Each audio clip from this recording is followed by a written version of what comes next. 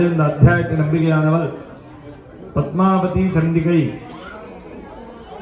என்று பெயருடையவள். 6வது அத்தியாய ஹோமமானது நடைபெறுகிறது. षष्ठाध्यायदेवतायै पद्मावती चण्डिकायै नमः.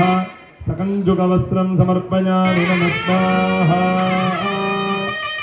आपो वेदायोधागतनम् आगतनवान् भवति यजेवं वेद योपामागतनं वेद आगतनवान् भवति. पद्मावती चण्डिकायै नमः.